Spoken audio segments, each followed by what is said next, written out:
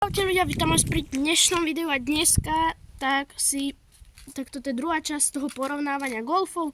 To je Golf Sportsman, základné výbave. Vidíte, že už tu nemá žiadnu lištu. No a ja si myslím, že by sme sa rovno mohli vrhnúť na to. Ešte taký menší detail. Tuto už nie sú elektróny, ale sú tu normálne, že tu je puklica, potom je plechové koleso. Sklápanie zrkadiel není elektrické. Takže, akože, keď si zamknete, tak sa nesklopia elektricky. Musíte ich vysklopiť, ak chcete. No, potom teraz poďme tuto. Vieko sa to takto otvoriť. Keď otvorím vieko normálne, takto zabuchnete. Máte, dobre. A ideme do kufru. No, takže teraz sme v kufri. Môžete vidieť, že je väčší kúsok. Na tejto strane není svetlo, ale na tejto je. A to bolo aj na tom predtým. Pod týmto tu je rezerva, to otvárať nebudem teraz. A ešte aj tuto je výstražný trojuholník. Takisto sa mi veľmi páčia tieto tu svetlá na tomto Sportsmane. Sú veľmi pekné a mne osobne akože páčia sa mi viac na hentom aute, ale tieto sú tiež pekné. Vzadu to má iba jeden výfúk, na tom Golfe boli dva, to som neukazoval, môžem to ukázať teraz. Pozerajte, vidíte, tu sú dva. A vlastne my nemáme na našom aute ani túto plaketku, že Golf 1 2 TSI. Vidíte, toto niekde není. Teraz sa poďme presunúť do interiéru tohto auta.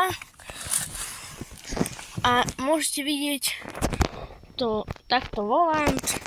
Už není kožený, jak predtým, už je taký, neviem, že z akého materiálu je, ale väčšina interiéru z tohto materiálu.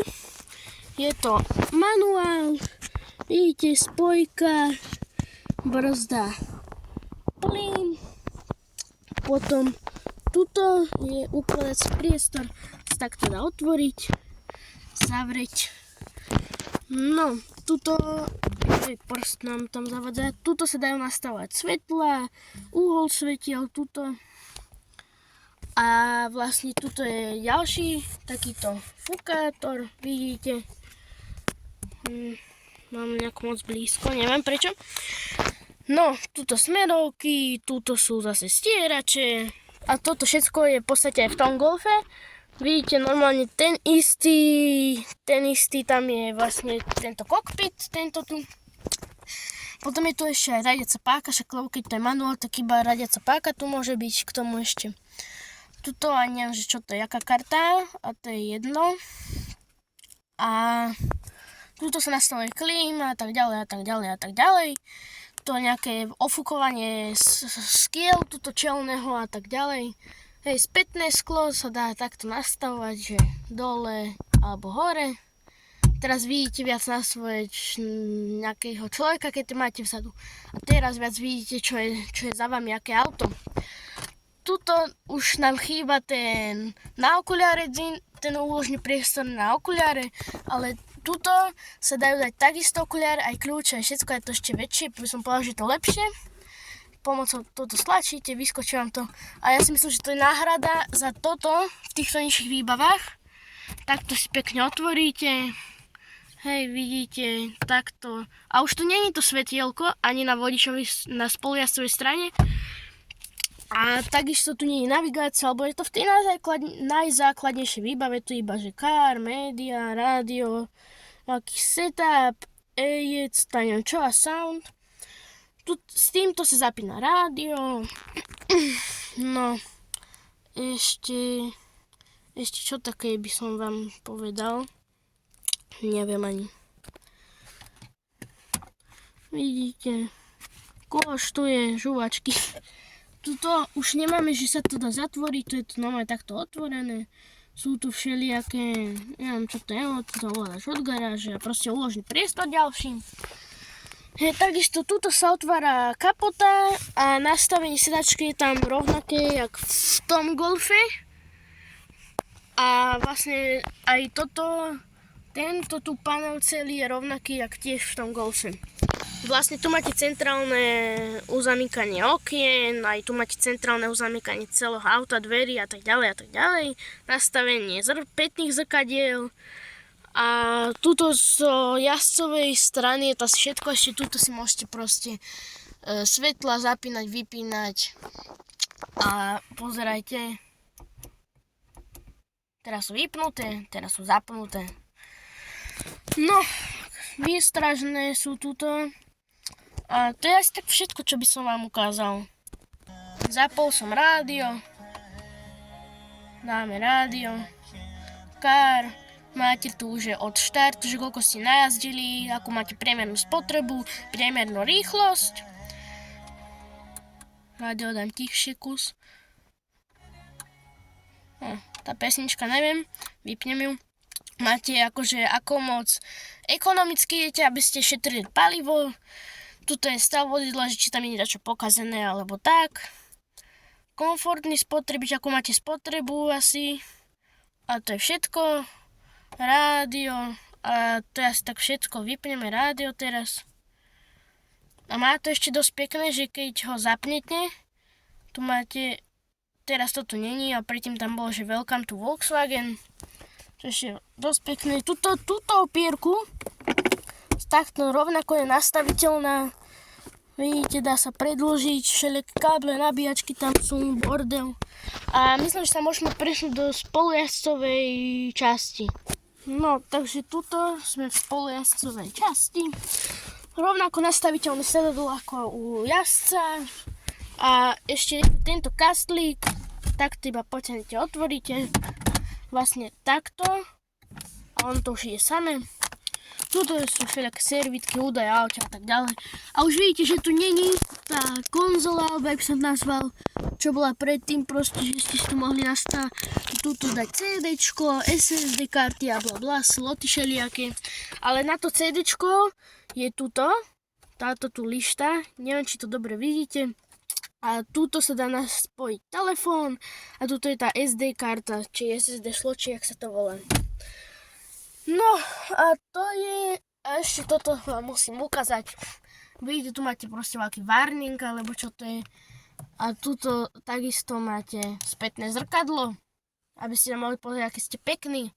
A ďalší takýto Fukator 3000. No a to je z tohto asi tiež všetko a myslím, že by sme mohli ísť do zadnej časti auta. Tak. No, túto väčšinou sedávam ja. No, môžete vidieť tiež, túto svetla si môžete zapínať, vypínať. A čo tu ešte také, už tu nie je ten ložný priestor, čo bol tu, ale iba tu prosím mať takto sedačku. Tu je nejaký mini ložný priestor. Tuto je nabíjačka 12 W či voltová, nevyznám sa do toho. Tuto ďalší rôzny priestor a to je zadu ešte asi všetko, lebo tu fakt nič moc takého nie. A tuto tiež takisto máte to lánko a opieradlo si môžete nastavovať. Vám to takto ukážem.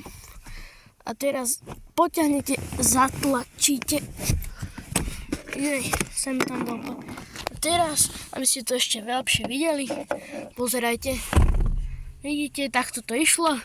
A dám to zase naspäť. Tak. No. A tu z tohto je to všetko. Ešte sa môžeme pozrieť do kapoty. Takže tak. Dúfam, že pri tomto aute sa mi to bude dať. Už sa mi to podarilo. Už ju máme otvorenú. No, privrem. To je taká poistka. No. Čo je v tejto kapote, čo nie je u ostatných autách? Neviem, ako je to na tom aute, na tom Golfe, pretože tam som sa nepozeral. Tuto sa dáva voda do ostrekovačov. Hen tam sa dáva asi olej. A tuto je, tuším, voda do chladiča. Nie som si istý teraz presne. A tu sa dáva takisto olej do motora a tak ďalej. Tu je sanie. Takto vyzerá motor. Myslím, že je celkom fajn. Je už špinavý, pretože neviem prečo by niekto umýval motor. Hej, vidíte, tu sú veľké senzory, toto je napájanie na sviečky, tuším, jak tá fajka vlastne, to je. A ešte čo také tu je? Videnie. No a ešte toto, že u niektorých autách, napríklad tuším u Fabie jedničkovej máte túto takú, nie som si istý, priznám sa, ale máte takú túto založenú tyčku, túto zákryť, aby vám to držalo. Tuto je takýto tlmič, alebo držiakava, jak som nazval. No. A to bude z tohto videa asi všetko. Uvidím, či tu ešte za čo nenájdem. Ale... Takže tak, no. Tuto je ináč baterka mimochodom. A mne sa... Ja neviem, prečo mne sa nepáčia tie kryty na motoroch, keď bývajú, že tu nič nie vidno, iba kryt plastový. Mám mnoho radšej, keď je takto vidno sánie a všetko možné. Niekto má aj ľahší prístup, ak to tak servisuje. No, takže tak. Takto si to zavrieme. No, zavreli sme autíčko. No ja ho mám veľmi rád. Mucha voláka tam sedela.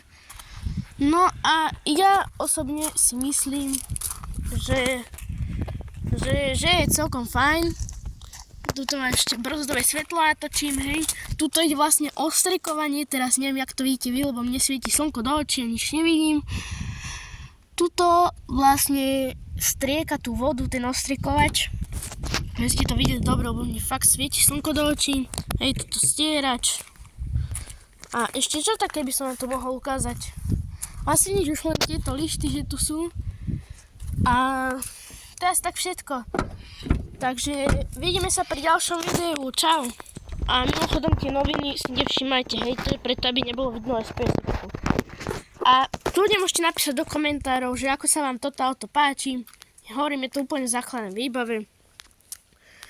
A ak ste noví, zanechajte like a odber a vidíme sa pri ďalšom videu, takže čau.